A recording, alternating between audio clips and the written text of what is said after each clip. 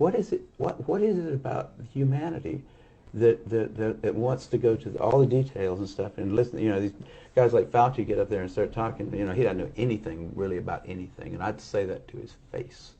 Nothing.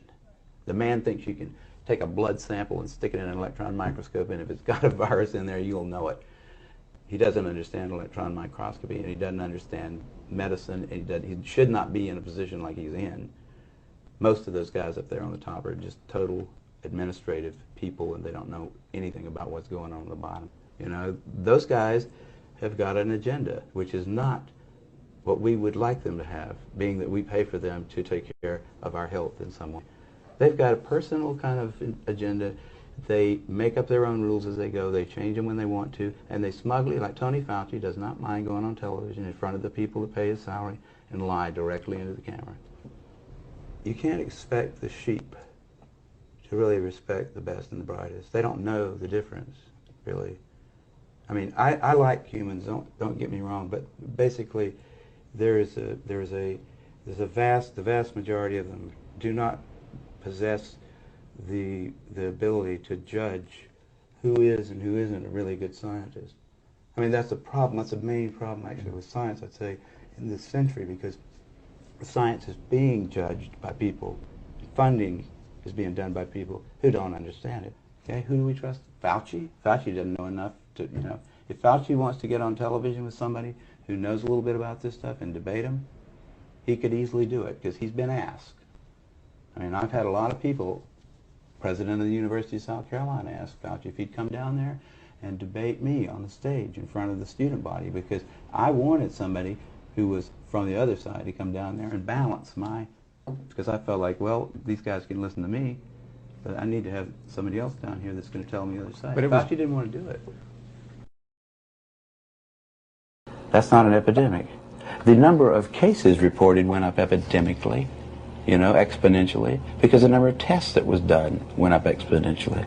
How many doctors knew about HIV in 1983? 2. How many knew about it in 1985? Say 500. How many knew about it in 1986? 40,000. So that's where the curve came from. How many tests were done? Look, if it's just caused by needles, or it's just caused by homosexual activities, you're not going to really get a long, sustained public outcry against it, and nobody's going to want to spend $6 billion a year. They're going to say, well, we really didn't like those people anyhow. Great. I can't think of a better solution to the homosexual problem than a disease that'll kill them all. I mean, there would be congressmen that would talk about that quietly, not on television. So the CDC had to say, we can't say that. We got to say it's got to be heterosexually transmitted. There's no proof that it's transmitted at all at that point. So why not just say, well, it's heterosexually transmitted too? Because that made it a plague, and the CDC needed one. The CDC hadn't had a good plague since polio. Their funding was probably going to be cut back if they didn't come up with one. The guy that was the head of the CDC, in fact, wrote memos that have been obtained, you know, where he describes this as hot stuff. You know, those guys have got an agenda, which is not what we would like them to have, being that we pay for them to take care of our health. They are considered the final arbiters of what's good for the planet or what's bad for the planet. And they hadn't got the slightest idea. Instead of wearing white robes, they wear white lab coats, you know. Instead of bringing you the word of God, they bring you the word of the EPA or whatever. And they don't have to understand what it is that they're making you do, in fact. And people, you know, I think they fall naturally into it because there is a need in humanity for something like a religion. Occasionally you get a false positive. Under those circumstances, a Western blot can absolutely confirm. Western blots are also important when you have people, for example, who have been vaccinated in vaccine trials and making antibody against one protein.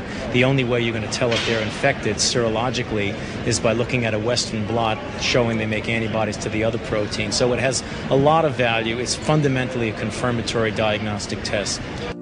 more likely to be positive there because they use much more lax criteria. I don't think that there's anything wrong with different countries having different criteria, because the different criteria are only really for that small group of patients that come in the indeterminate level. When a Western blot is really positive, it hits you like a truck. It's only for that little indeterminate group that you have to be concerned. In theory, at least, that if you were tested in New York today, then flew to Australia, and you had 3 bands in New York, you would not be positive in Australia, but you would be positive in New York City. Now, I mean, a virus cannot behave in this manner. He lowered the sensitivity of the antibody test. If they didn't allow them to charge so much for it, I think there'll be a lot less use of it. You know, it's just like in political scandals. Follow the money trail. Figure out who's getting paid for this. Who's getting the money for those Western blots. There's your person who's going to always come down on the side of, yeah, you got a confirmatory Western blots, they call it. They don't even do them in England anymore. No, but not since 1992. It's totally, and ask a doctor how it works. The doctor who prescribes, it says, got to have a Western blot to confirm this ELISA positive thing. How does that work, doctor? Sir, what are they now measuring about me that's different from what they measured with the ELISA test? He wouldn't know. He's not got any idea. I'll bet you there's scarcely 50 physicians in this country that know what a Western blot really is.